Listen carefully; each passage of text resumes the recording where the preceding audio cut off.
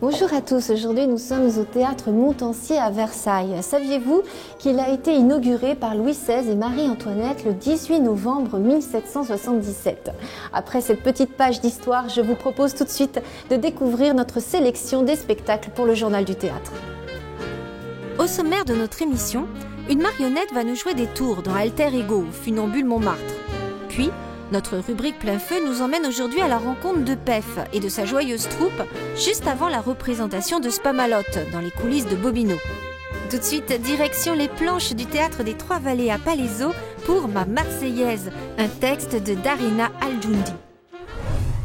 Au rythme des couplets de la Marseillaise, Noun, qui a quitté son Liban natal pour s'installer à Paris, nous livre avec une drôlerie grinçante son nouveau combat pour obtenir la nationalité française. Pour une femme, arabe, musulmane et artiste, c'est 4 fois plus difficile. Un spectacle au théâtre des Trois-Vallées à Palaiseau. C'est aujourd'hui. C'est le jour. C'est mon jour. Mon dernier rendez-vous avant la naturalisation. Le personnage de Noun, qui est une femme rebelle, qui fait partie des femmes qui vivent en moi, mais que la société n'acceptera plus jamais sa parole, sa révolte, et que les planches resteront son espace de liberté dans lequel elle peut s'exprimer. Comment lui dire? Être comédienne, c'est pire que tout. On me regarde comme une pute. Elle raconte de là où elle est venue, de son pays, le Liban, de pourquoi elle est partie, qui sont les femmes qui l'ont inspirée pour ce départ. Et aujourd'hui, elle a fui son pays pour venir s'installer en France et trouver cet espace de liberté, de laïcité qu'elle cherche. J'ai survécu à la guerre, à la mort, aux balles, aux bombes, aux voitures piégées, aux snipers, à l'alcool, à la drogue, à la violence, à la folie, aux hommes, à moi-même. Et il faut encore survivre aux autres. C'est là où je mélange la vie et l'art et le théâtre. J'ai écrit une pièce pour pouvoir apprendre la Marseillaise et pouvoir la chanter, comme en même temps, mon personnage doit l'apprendre. Donc cette femme, elle marche et elle n'a qu'une seule obsession dans la tête. Si elle oublie les paroles ou la musique, elle va plus avoir la nationalité. Donc elle se la répète tout le temps par peur de l'oublier et de voir disparaître la nationalité. Mais en même temps, elle s'approprie cette Marseillaise. France, me voici! Alter Ego est une pièce où la rationalité n'est pas de rigueur. Rémi Larousse découvre une marionnette étrange dans son grenier et va tenter de percer son secret grâce à des tours mêlant théâtre, illusionnisme, mime et improvisation. Un spectacle onirique, une belle prouesse scénique à découvrir au Funambule Montmartre pour les petits et les grands. Et il y avait toujours plein d'objets bizarres à la maison, mais il y en avait un qui m'intéressait vraiment. C'était cette marionnette.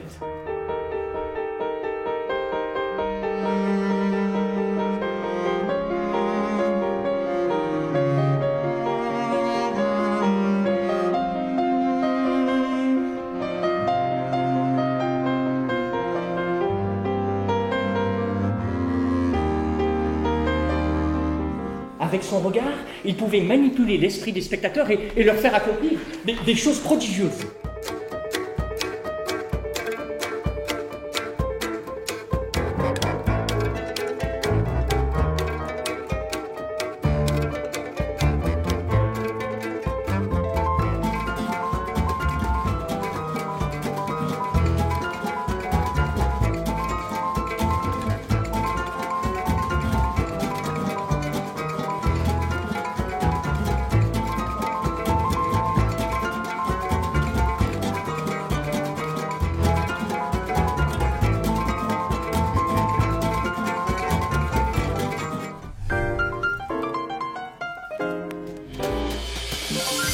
Le Journal du Théâtre a eu la chance d'être accueilli par Pef pour son spectacle Spamalot, une adaptation du Sacré Graal des Monty Python. C'est un peu comme à Broadway, mais en pire. Nous avons rencontré les comédiens chanteurs juste avant de monter sur scène lors de leur vocalise. Moi aussi, je devrais faire un peu de vocalise avant de faire le journal du théâtre, non?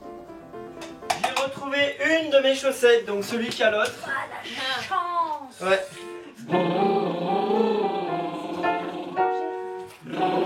Je conçois pas de faire un spectacle aussi difficile à jouer, aussi compliqué à répéter, sans qu'il y ait un esprit de famille.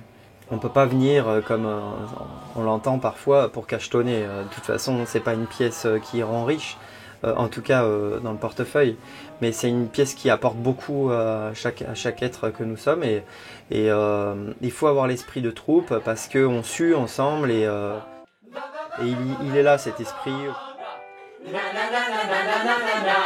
Belva et Samuel, séparez-vous.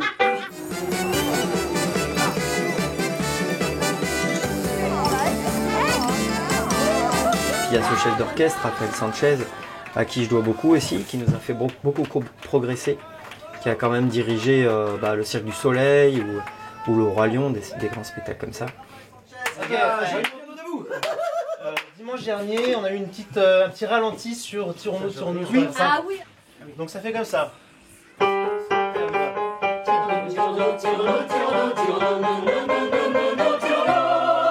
Dynamisez le nous, tirons-nous. Tu vas trop loin. 5, 6, 7, 8, tirons-nous.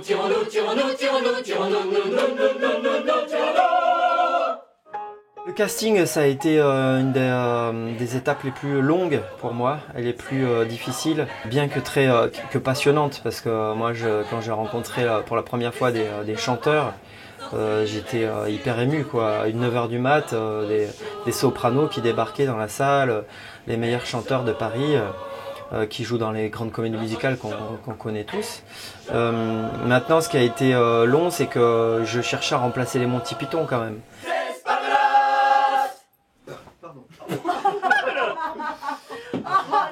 Non, mais je peux dire quelque chose. J'ai mangé à 18h23 exprès pour pas voter, mais c'était un civet avec. Non. Et François Hollande. Il a beaucoup chez lui, quoi. Jamais il t'a dit j'ai mangé une tranche de jambon et des saucillettes. Si, à 2h du match, je mange du pâté. C'est un pâté au tech. Une tagine. Eh, si ça vous fait marrer, rigolez, hein. Ouais, il faut que je monte mon autorité quand même, quoi. Ouais, t'as raison.